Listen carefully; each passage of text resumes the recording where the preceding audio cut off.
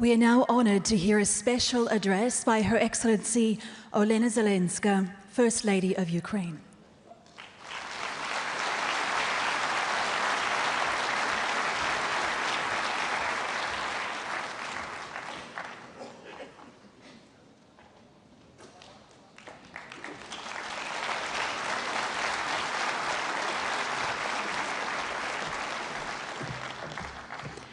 Thank you so much. It's a great honor to participate here today.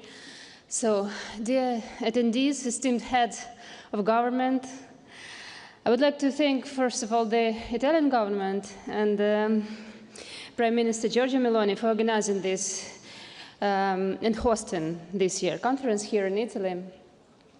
Thank you for your genuine concern and for your commitment, because today we're discussing not only the fate of Ukraine, but the fate of the entire region. I want to tell something about the destruction, because destruction is not only a physical concept, it is also a social one, manifesting as a hardship, security threats and mental distress. It can spread far beyond the battlefield and affect everyone. And it already has. For all these recent months, precisely as long as Russia has been stalling negotiations, the aggressor has been shelling Ukraine with particular cruelty night after night. And last night, unfortunately, was no exception. In June alone, can you imagine, in June alone, Russia launched more than 330 missiles, alongside nearly 80 ballistic ones, over 5,000 combat drones, and 5,000 aerial bombs at Ukrainian cities. The scale of destruction is difficult to describe. Yet those among our international partners who recently visited Kyiv and saw apartment buildings shattered by ballistic strikes say that they have never seen anything like this. A gaping void where floors once stood, where people once lived. In 2 residential buildings in the capital destroyed this June, more than 30 lives were lost. And nothing will bring back these people, these parents, these children, these families, their unique lives taken by the aggressor. Today I want to emphasize this above all else. What matters most in rebuilding any country is its people. Buildings without people, enterprises without people, a country without people, that is not a country, it's a memorial. In Ukraine, we have learned this through pain, and we would not wish such suffering on anyone. And so, amid fierce defense, we have made saving lives our top priority, in every sense, physical, social, and mental. Our principle is restore the individual, and they will restore everything else. Only in that order. Thank you.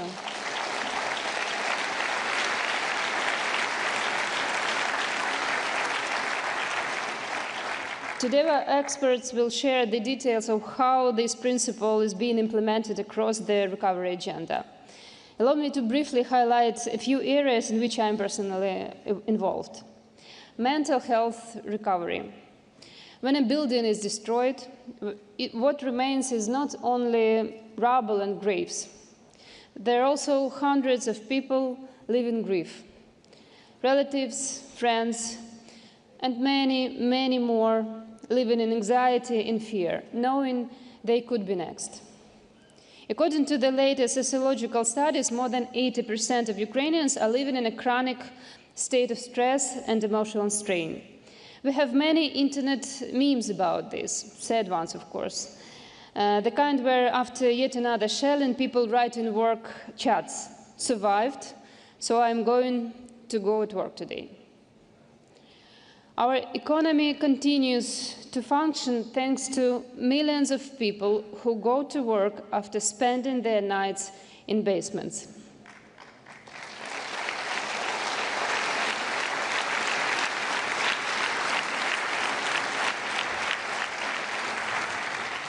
But in those moments, the main emotions they carry are fatigue, tension, and despair. Already in the first months of the Russian invasion, Ukraine responded to this challenge with the All-Ukrainian Mental Health Program, How Are You?, which I patronize. It is a full support system in which all ministers, regions, and communities are involved and work in coordination.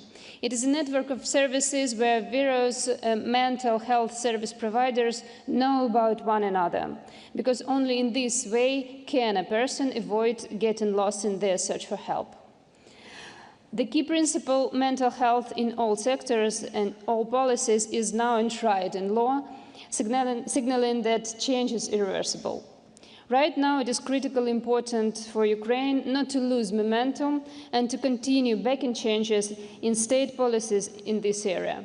Much effort is also being directed towards scaling up to ensure that mental health services reach every community, and this requires support from partners. The key actor in this field is the Coordination Center of Mental Health under the Cabinet of the Ministers of Ukraine. Its representatives are part of the Ukrainian delegation here, and they are ready to respond to any of your requests and questions. When people arrive at hospitals after another Russian strike, they suffer severe injuries, blast wounds, burns, crushed limbs. Saving their lives alone is not enough. We must help them live fully again. Therefore, today, we have 11,000 rehabilitation specialists working across the country, 7 times more than in 2022.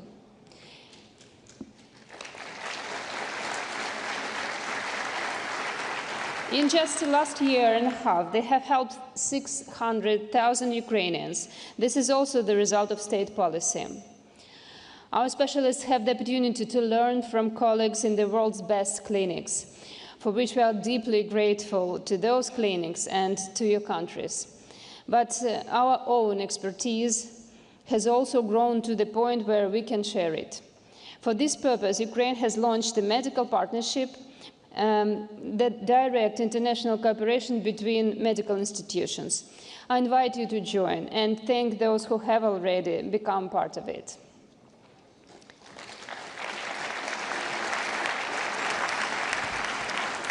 Education. You may have seen the headlines. Ukraine now has fully functioning underground schools. It's true. We have already built 15 underground schools out of 200 planned.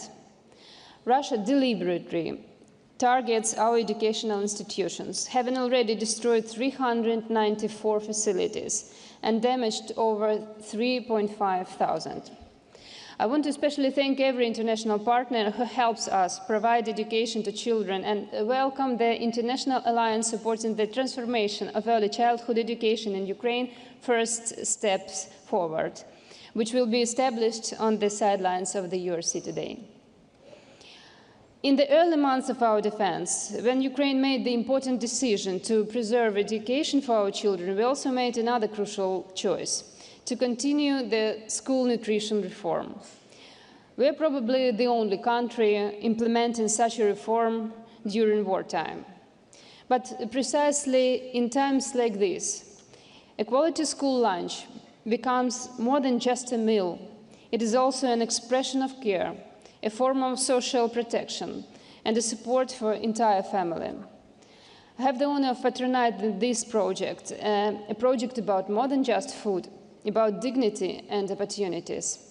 The reform team has already modernized over 1,000 school kitchens, and more than 6,000 school cooks have been trained to prepare meals according to updated health standards.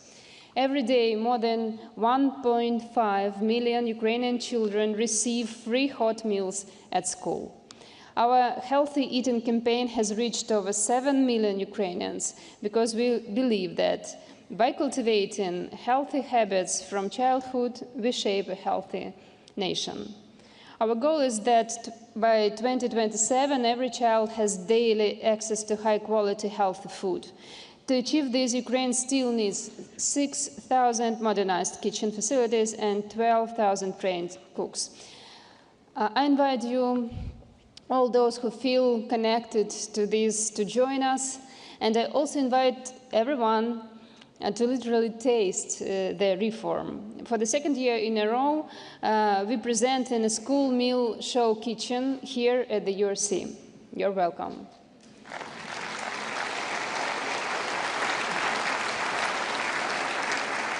Barrierfree Ukraine is another humanitarian reform that Ukraine is carrying out under fire.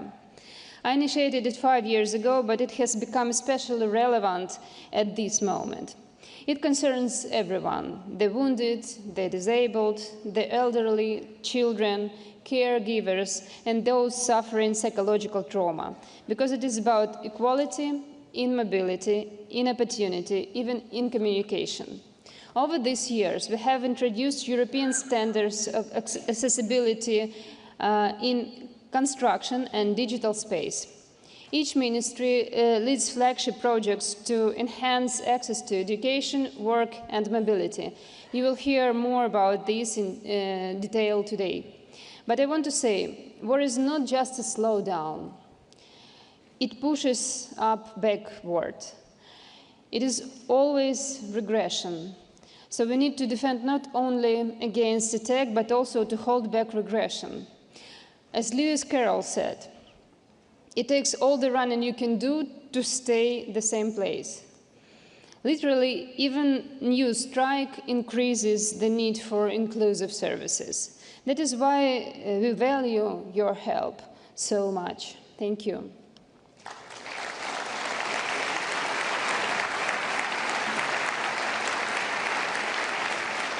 Our special expectations today is the signing of Ukraine's associated memberships in the ESF+. The gender panel at the, access to this EU structural fund will allow us to create new initiatives for education and employment and to update labor legislation. Now, with your support, we are taking a step toward a social Europe where people, their rights, security, and well-being are at the center. Gender equality. This panel will address the issue of women as their rights and needs present a distinct challenge. Today in Ukraine, 2/3 of women with young children cannot return to work due to the current state of childcare infrastructure. At the same time, women are entering fields once dominated by men in manufacturing, logistics, and the military. Most of our social workers and entrepreneurs are women. They represent a powerful, active force that needs the right conditions to thrive. The gender panel at the URC will showcase real examples of how women, including veterans, entrepreneurs, and local leaders, are already leading recovery efforts. It is crucial that the Alliance of Countries and Organizations for Gender-Responsive and Inclusive Recovery continues to support them and helps make their efforts visible, influential, and effective.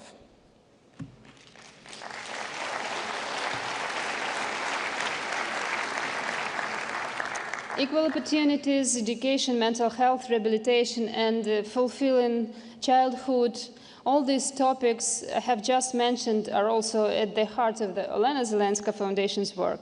This is another way to help Ukraine recover on a human level by supporting real people, and in our case, especially children.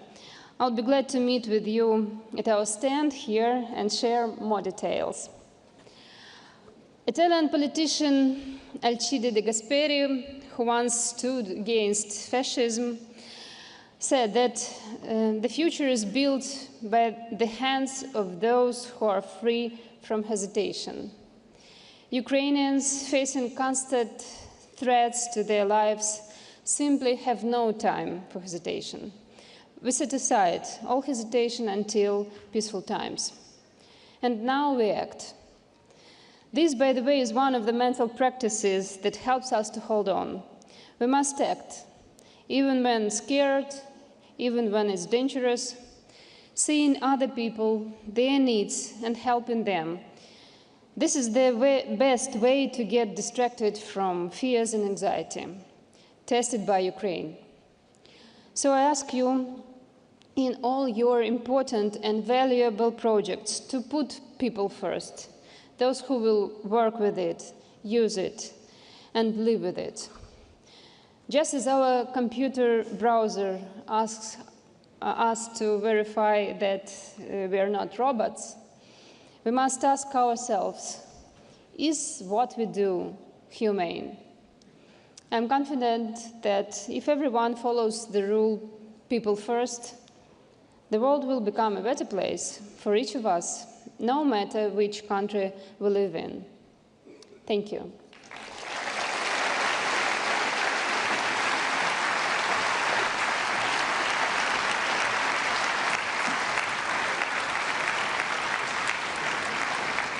We thank Madam Zelenska. Now the first